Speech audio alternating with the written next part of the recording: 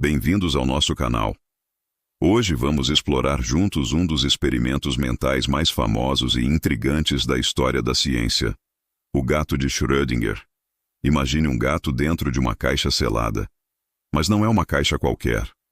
Dentro dela há um átomo radioativo, um contador Geiger, um martelo e um frasco de veneno. Se o átomo decair, o contador detecta a radiação, aciona o martelo, que quebra o frasco, liberando o veneno e matando o gato. Se o átomo não decair, o gato permanece vivo. Agora, aqui vem a parte estranha. Segundo a mecânica quântica, até abrirmos a caixa e observarmos, o átomo está em um estado de superposição. Ele decaiu e não decaiu ao mesmo tempo.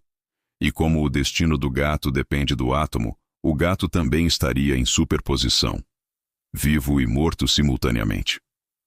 Mas como isso é possível? Um gato não pode estar vivo e morto ao mesmo tempo, certo? Esse é o paradoxo que Erwin Schrödinger quis destacar em 1935. Neste vídeo, vamos explorar o que é o gato de Schrödinger, por que ele foi criado, e o que isso nos diz sobre a natureza da realidade.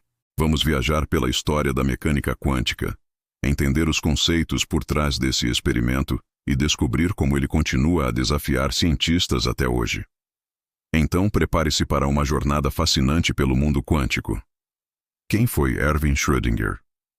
Erwin Schrödinger nasceu em 12 de agosto de 1887, em Viena, Áustria. Filho único de um botânico e fabricante de tecidos, ele cresceu em um ambiente intelectual, com interesses que iam da física à poesia alemã. Entre 1906 e 1910, estudou na Universidade de Viena, onde se apaixonou pela física. Em 1926, ele formulou a equação de Schrödinger, uma das pedras angulares da mecânica quântica, que descreve como o estado quântico de um sistema evolui com o tempo. Por esse trabalho, ele ganhou o Prêmio Nobel de Física em 1933, compartilhado com Paul Dirac.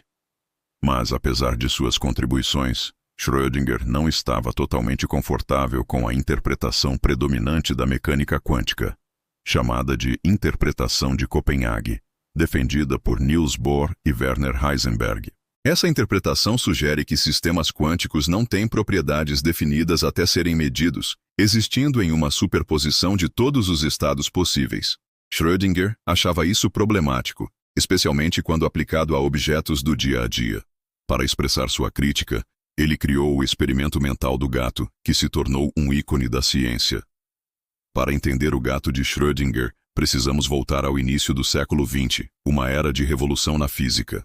Na década de 1920, cientistas como Max Planck, Albert Einstein, Niels Bohr e Werner Heisenberg estavam desvendando os segredos do mundo atômico e subatômico. Eles descobriram que, no nível quântico, partículas como elétrons se comportam de maneiras que desafiam a intuição clássica. Por exemplo, elas podem agir como partículas e ondas ao mesmo tempo, e seus comportamentos são descritos por probabilidades, não certezas. Um dos grandes debates era sobre a natureza da realidade e se a mecânica quântica era uma teoria completa.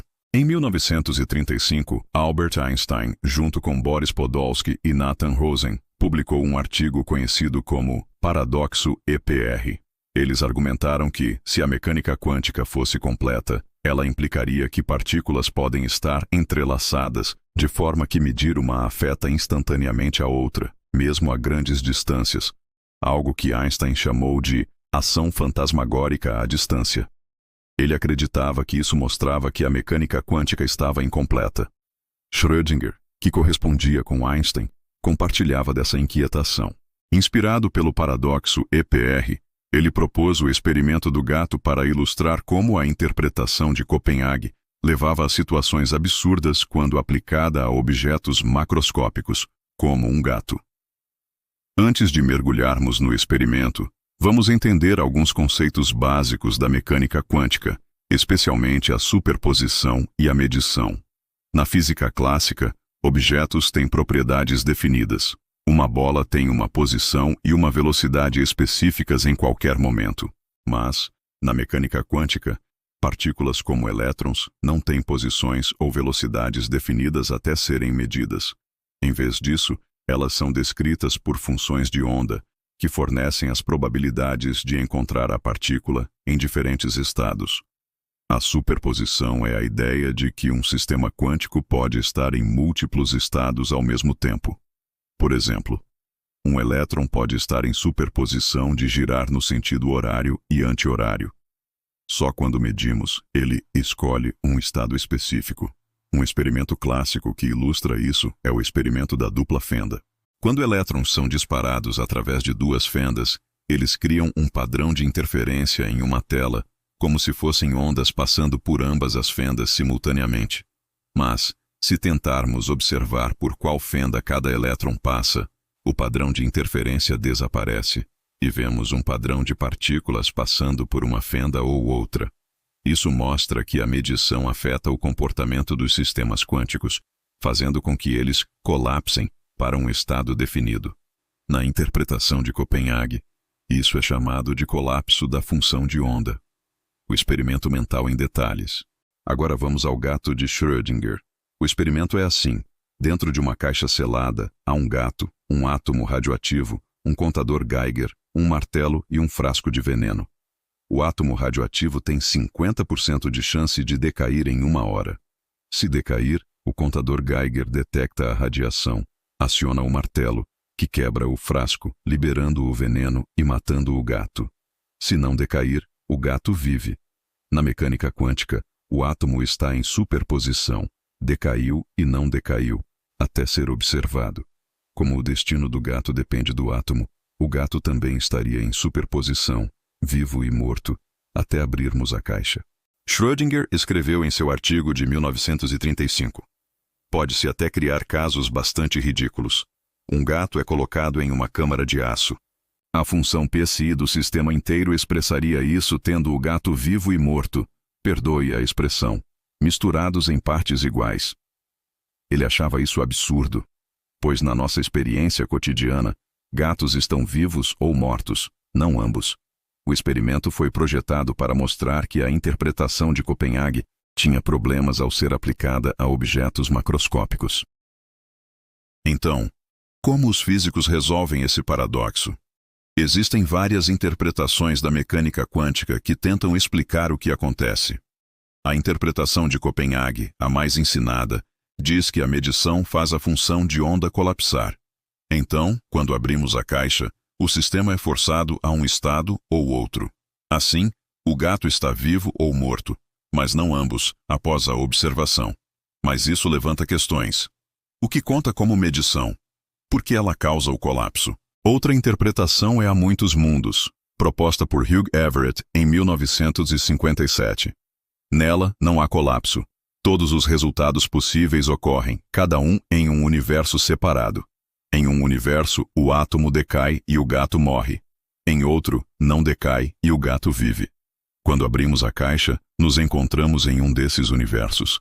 Essa ideia evita o problema da medição, mas introduz universos paralelos, o que alguns acham igualmente estranho. Há também a decoerência, que explica por que não vemos superposições em objetos macroscópicos. A decoerência ocorre quando um sistema quântico interage com o ambiente, fazendo a superposição vazar e colapsar efetivamente. Para um gato que está constantemente interagindo com o ambiente, a decoerência acontece quase instantaneamente. Então, nunca o vemos em superposição. Perspectivas modernas e experimentos. Apesar dos debates teóricos, experimentos modernos avançaram na criação de superposições em sistemas cada vez maiores. Por exemplo, cientistas colocaram moléculas e até pequenos cristais em estados de superposição. Em 2012, Serge Haroche e David Wineland ganharam o Prêmio Nobel de Física por manipular sistemas quânticos individuais, criando estados chamados de estados de gato de Schrödinger, com átomos e fótons. Esses experimentos mostram que a superposição é real, mas à medida que os sistemas crescem, manter a coerência se torna extremamente difícil devido à decoerência. Assim, embora teoricamente possível, na prática, nunca veremos um gato em superposição. Conclusão: o gato de Schrödinger transcendeu seu papel como experimento mental para se tornar um símbolo cultural das estranhezas da mecânica quântica. Ele desafia nossas intuições sobre a realidade e nos força a enfrentar a natureza contra-intuitiva do mundo quântico. Embora a ideia de um gato estar vivo e morto pareça absurda, ela destaca questões profundas sobre medição, observação e a própria realidade na física quântica. Enquanto a pesquisa continua, talvez um dia tenhamos uma compreensão completa desses fenômenos. Até lá, o gato de Schrödinger permanece um lembrete poderoso de quanto ainda temos a aprender sobre o universo. Obrigado por assistir. Se achou este vídeo interessante, por favor, curta, compartilhe e se inscreva para mais conteúdos sobre ciência e mecânica quântica. Deixe nos comentários o que você acha do gato de Schrödinger. Ele está vivo, morto ou ambos? Até a próxima.